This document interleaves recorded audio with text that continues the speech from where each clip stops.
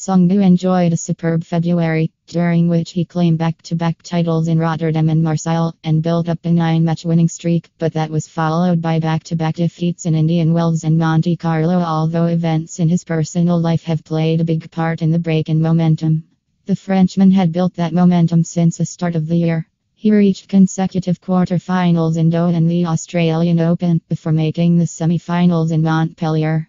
That was followed by that Rotterdam-Marseille 9-match winning streak, which lifted him back into the top 10.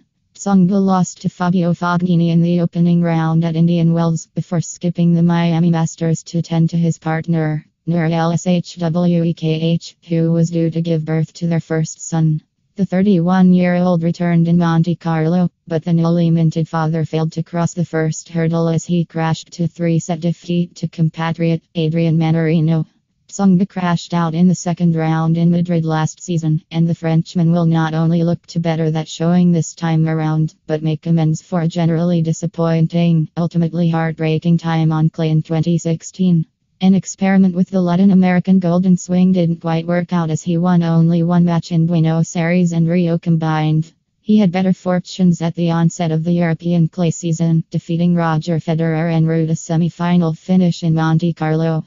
He lost to Milos Raonic in the second round in Madrid before an adductor injury ruled him out of the Rome Masters. He recovered in time to take his place at Roland Garros, but his tournament ended in tears as a groin injury forced him to retire from his third round meeting with Ernest Gulbis. He hasn't made the best of starts on the surface this year, falling to Adrian Mannarino in his Monte Carlo opener. Can the powerful Frenchman get his clay court campaign going when he plays Russia's Andrey Kuznetsov on Monday? Kuznetsov opened his season in Doha, where he incidentally lost to Tsonga in 3 sets, but he responded with a strong run in Sydney, reaching the semi-finals before falling to Daniel Evans. However, he has struggled for main draw victories since then. Kuznetsov went on a 6-match losing streak before stopping the rout with a first-round victory over Denis Istomin at the Miami Open. He has been better on clay. At least he made a quarter-final in Budapest, after falling in 3 sets to Thomas Berdych in his Monte Carlo opener, having come through the qualifiers. He has also had to take the qualifying route to Madrid, eliminating Casper Ruud and Lukas Lacko in straight sets to earn his place in the main draw. Looking back at his 2016 efforts on clay, he isn't the worst in the world.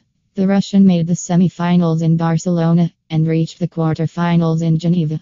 He also made the second rounds in Madrid and Roland Garros. This man is better than his current ranking of 76 suggests. He has been as high as number 39 in the world, after all. Apart from Tsonga's victory over Kuznetsov in Doha earlier in the year, the Frenchman also recorded a 4-set win over the Russian at Roland Garros in 2012.